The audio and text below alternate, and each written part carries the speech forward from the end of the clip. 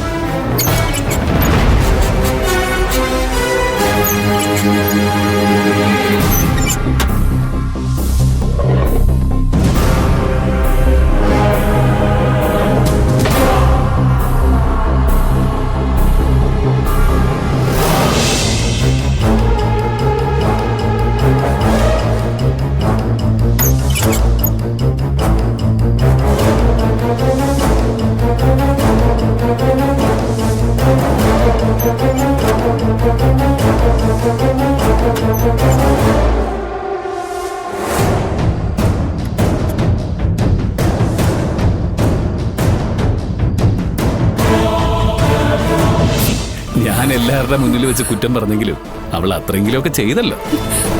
പിന്നെ ആദ്യമൊക്കെ ചെയ്യുമ്പോ ആരായാലും ഇങ്ങനെയൊക്കെയുള്ള അബദ്ധം പറ്റുന്നത് സാധാരണമാണ്.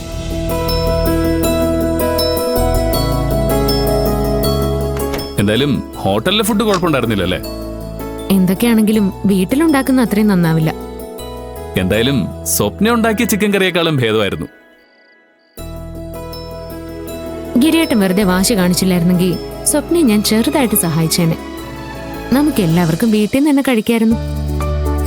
ഇതുപോലെ തന്നെ ശാലിനി ഭക്ഷണം ഉണ്ടാക്കി കൊളായപ്പോ സാരമില്ലെന്ന് പറഞ്ഞ് ഗിരിയേട്ടൻ ആശ്വസിപ്പിച്ചില്ലേ?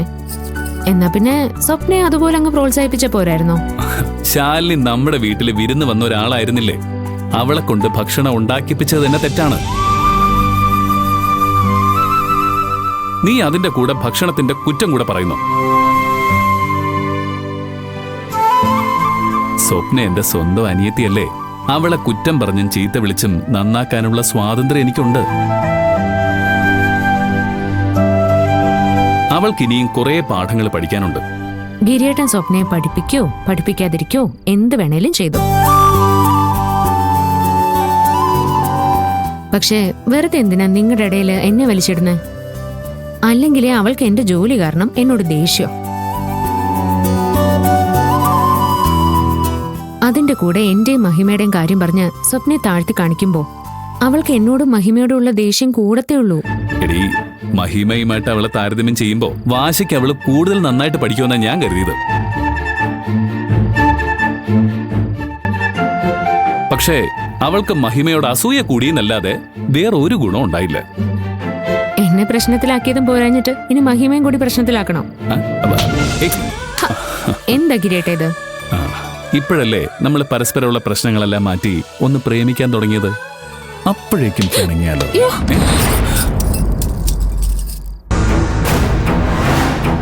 എന്താ ഗിരിയേട്ടേത്? വിട്ടെ വള.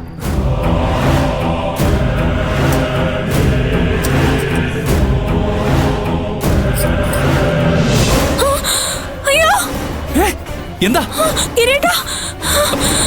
എന്താ ഗിരിയേട്ടാ നോക്ക്. നീയോ? എഴുന്നേറ്റ് പാടി, എഴുന്നേക്ക്.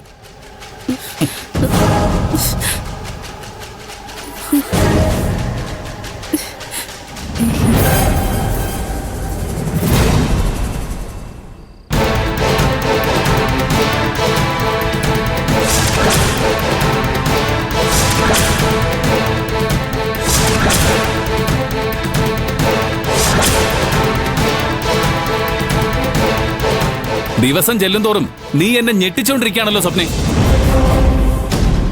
നീ ചെയ്യുന്ന ഓരോ തെറ്റ് കാണുമ്പോഴും നിനക്ക് ഇതിലും അധപതിക്കാൻ കഴിയില്ലെന്നാ ഞാൻ വിചാരിക്കുന്നത്.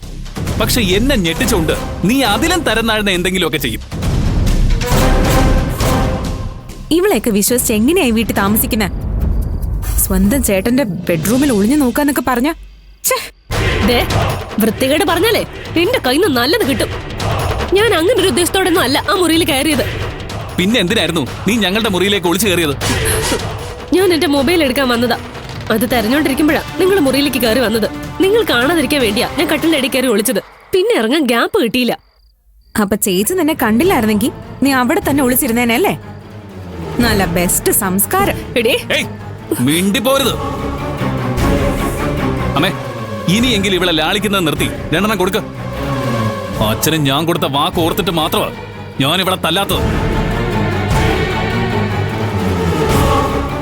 അമ്മയ്ക്കും അറിയാം ഇവള് 2 അർഹിക്കുന്നുണ്ടെന്ന്. ഇങ്ങനെ ഓരോ തവണയും ഇവളെ ക്ഷമിച്ചു വിട്ടാൽ ഇവളുടെ ധൈര്യം കൂടെ ഉള്ളൂ.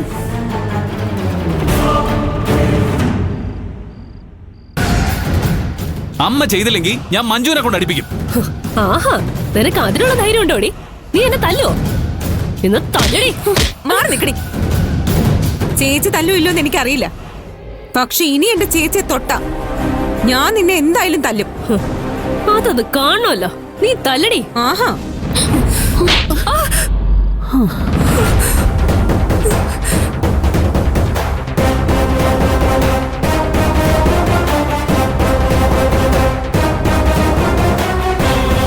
അസത്തെ കുടുംബത്തിന്റെ പേര് കളയാൻ വേണ്ടി ഉണ്ടായതാണോ നീ?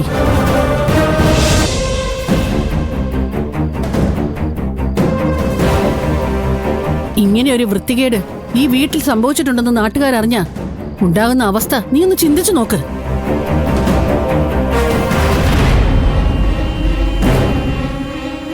കുഞ്ഞാറ്റ വീട്ടിലില്ലാത്തത് ഭാഗ്യം.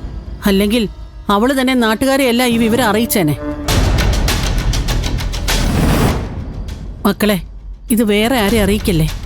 ആരെങ്കിലും അറിഞ്ഞാ പിന്നെ ഇവളുടെ ഭാവി തീർന്നു. എന്താ അമ്മ ഇത്? ഇതൊക്കെ എന്നോട് പ്രത്യേകം പറയേണ്ട കാര്യമുണ്ടോ? അമ്മ വിഷമിക്കരുത്. അവക്ക് പറ്റിയ തെറ്റെന്താന്ന് അവക്ക് നന്നായിട്ട് മനസ്സിലായിട്ടുണ്ട്. ഇനി അവളിത് ആവർത്തിക്കില്ല. അമ്മേ, എനിക്കിനി നിന്റെ മുഖം കാണണ്ട.